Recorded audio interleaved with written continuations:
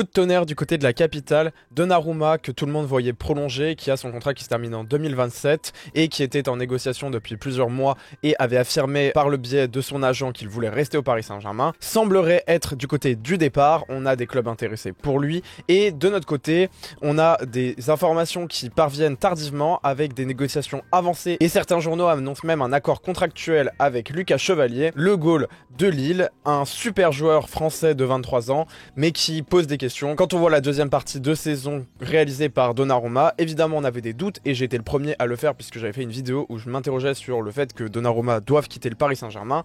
Maintenant, il faut le noter, sur la deuxième partie de saison, c'est peut-être le meilleur gardien d'Europe, c'est celui qui nous fait gagner la Ligue des Champions. Assurément, ça devient le meilleur gardien de l'histoire du Paris Saint-Germain et le faire partir après une telle saison alors qu'il veut rester, tout ça pour des questions contractuelles et de toute façon on va y revenir mais c'est pas non plus des demandes faramineuses, il y a eu des fuites. Franchement, je me pose des questions, je comprends pas trop ce mercato et de toute façon on en fera une autre vidéo. Pour le moment, il y a beaucoup de questions à se poser et on va en parler rapidement. Alors déjà, si on fait très rapidement le bilan de Donnarumma, cette saison, la première période, elle est difficile. C'est jusqu'au moment à peu près où je faisais ma vidéo, où on est sur un gardien qui était friable, à la fois en Ligue 1 et en Ligue des Champions, surtout en Ligue des Champions, mauvais à la relance, qui même du côté de sa ligne, alors qu'on n'était pas habitué, nous a fait perdre beaucoup de points. Ça a été notamment le cas face à l'Atlético. On se rappelle que face à Riron, il n'était pas excellent.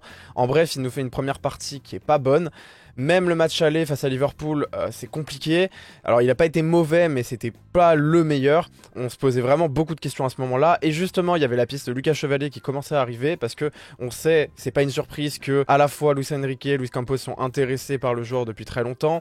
On sait aussi que Luis Campos le connaît très bien puisqu'il a été le directeur sportif de Lille. Donc il y a forcément des liens qui se créent. Le jeune gardien français qui est peut-être le plus grand espoir français, qui fait une super saison. Et d'ailleurs, il fait une très bonne deuxième partie de saison aussi. Maintenant, il suffit juste de regarder ce qu'a fait Donnarumma sur la deuxième partie de saison. À partir du match retour face à Liverpool où il nous fait clairement le match de sa vie, où il fait des super arrêts et il nous qualifie clairement au tir au but parce que ça a été le meilleur de toute la séance. Il a fait des arrêts hyper importants. À partir de là, il est monté à la fois en confiance mais aussi en qualité, des meilleures relances, plus de lucidité et de connexion entre le haut de son corps et le bas. Il nous fait des super arrêts face à Arsenal et là aussi il a été impérial. Face à Aston Villa avec Pacho au match retour, il nous a clairement sauvé. Là aussi sans lui on serait éliminé et vraiment il n'y a aucun doute là-dessus. Face à l'Inter, bon il s'est pas passé grand chose mais les quelques arrêts qu'il a eu à faire, il les a fait et franchement c'est à noter. Donc on arrive sur une fin de saison, on doit juste le louer, on doit dire qu'il a fait des super performances. On sait d'ailleurs, pour revenir sur le fait qu'au début il n'était pas hyper bon, que même avec l'Italie ça a été un peu compliqué. Il faisait des boulettes qui avaient été assez marquantes justement au moment où un peu tout le monde l'a critiqué et j'étais le premier à le faire, je tiens à le dire. Oui, Donnarumma il a eu des trous d'air et ça faisait plusieurs saisons qu'il ne répondait pas présent. Maintenant il faut le juger à l'instant T, aujourd'hui il a clairement répondu présent. À l'âge de 25 ans c'est encore très jeune pour un gardien, il est dans la force de large et là clairement on voit qu'il a pris en maturité. C'est 100% lui qui remportera le trophée Yashin et c'est largement mérité. Donc pourquoi le faire partir au moment où on peut enfin récolter les fruits d'un travail qu'on a établi avec lui depuis plusieurs saisons maintenant? Pourquoi le faire partir maintenant? Alors on se dit ok, c'est le salaire. Donc effectivement on sait qu'il est en fin de contrat en 2027 et ce que dit toujours le Paris Saint-Germain, en tout cas depuis quelques temps, c'est soit tu signes une prolongation, soit tu pars lorsque tu es à 2 ans de la fin de ton contrat. C'est le cas de Donnarumma, les négociations sont compliquées. On a longtemps cru que Donnarumma demandait des prétentions salariales qui étaient peut-être trop élevées et on sait aussi qu'il y a eu un réalignement de la stratégie salariale du club qui maintenant propose des salaires fixes un petit peu plus faibles et des salaires variables qui permettent de monter la somme. Aujourd'hui, Donnarumma, il a un bon salaire mais c'est pas fou non plus, il est 8ème, il est autour de 12 millions, allez on va dire 12 à 13 millions et il demandait un salaire qui serait sans doute autour de 13-14 millions. Est-ce que ce serait mérité? Oui, de toute façon Donnarumma en termes de salaire aujourd'hui, il mérite d'être dans les 4-5 meilleurs parce que en termes de hiérarchie c'est un des meilleurs, c'est également un joueur qui a de l'expérience à tous les niveaux, qui a été le meilleur joueur de l'Euro à son époque, donc de toute façon Donnarumma il mérite d'avoir ce statut. Maintenant, qu'est-ce qui a été la proposition salariale du Paris Saint-Germain? 10 millions fixes plus des bonus qui atteindraient 12 à 13 millions final. Bah c'est pas assez, ça ferait à peine mieux que son salaire, voire pareil, et en salaire fixe, il baisse. Donc vraiment, il n'y a pas de logique, la prolongation est clairement une escroquerie, on va pas se mentir.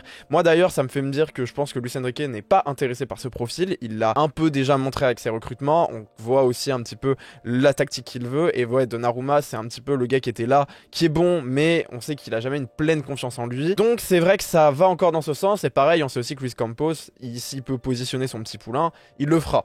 Donc ouais, en tant que supporter, je suis un peu dégoûté. Il reste une négociation qui va se faire dans le courant de la semaine pour voir s'il y a enfin une prolongation qui peut être signée. Et donc, quelle était l'alternative? Lucas Chevalier, on sait qu'il y a eu des négociations avancées et qui sont presque terminées. Autour de 40 millions pour le joueur, il y a eu un accord avec le LOSC. Lui, il touchera un salaire relativement modéré parce que il a que 23 ans, il a joué à Lille, il n'a pas vraiment de sélection par exemple nationale, et en Ligue des Champions, pour le moment, il en a fait quelques-unes, mais c'était pas énorme. Par contre, ce qu'il faut dire, c'est qu'il est extrêmement performant, que ça soit face à nous quand on l'a affronté, mais globalement, la Ligue 1, c'est pas non plus des tocards, à un moment donné, il faut arrêter avec ça. Il y a de quoi prouver sa valeur, et Lucas Chevalier, il a fait des matchs de très très haut niveau. On sait que mentalement, il répond présent. Après, ce qu'il faut aussi noter, c'est qu'il a moins d'expérience. Donc on peut pas être sûr à 100% qu'il répondra présent. C'est pas du tout le même calibre à l'instant T de Donnarumma. Ça explique d'ailleurs un recrutement qui serait de 40 millions, ce qui pour un très gros gardien, c'est pas insane. Mais la question, c'est pourquoi faire partir Donnarumma qui demande un salaire un peu plus élevé. Et on va le rappeler, Paris Saint-Germain, c'est une très grosse manne financière. On va se séparer de joueurs comme Skriniar, Asensio qui étaient des gros salaires. On a touché 200 millions si on compte la Ligue des Champions et la Coupe du Monde des clubs. Donc pourquoi s'en séparer? La réalité, c'est soit il y a des négociations très dures et c'est juste une stratégie de rapport de force qui se met en œuvre. On verra s'il prolonge. Et s'il le fait pas, c'est que Luis Enrique et Luis Campos voulaient juste s'en séparer. Ils ont trouvé une raison. Je trouverais ça un peu dégueulasse, je vais pas le mentir. À la fois dans le vestiaire, mais également pour les supporters. Pourquoi faire ça?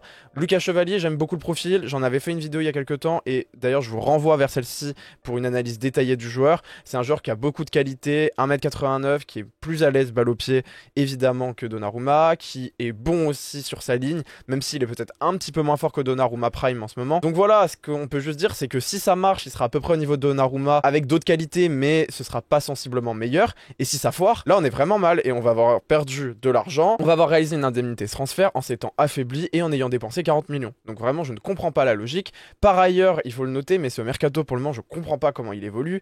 On a recruté que Zabarni, on dit qu'on veut pas faire d'autres recrutements. Alors, j'adore l'effectif du Paris Saint-Germain. J'ai été le premier à dire que la stratégie de Luis Enrique est excellente et je lui fais pleinement confiance. Par contre, pourquoi on ne recrute pas plus de remplaçants? Aujourd'hui, on sait que s'il y a un seul blessé, on est mort parce que vraiment, sur quasiment tous les postes, alors peut-être un peu moins milieu de terrain, mais si on a des blessures en attaque, ça va vite être compliqué. Si on a au niveau de notre charnière défensive un blessé, là c'est la sauce.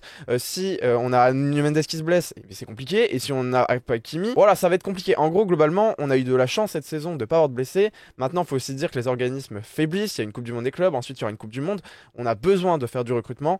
Et est-ce que aller vraiment se mettre dans un micmac au niveau des gardiens, ça vaut la peine?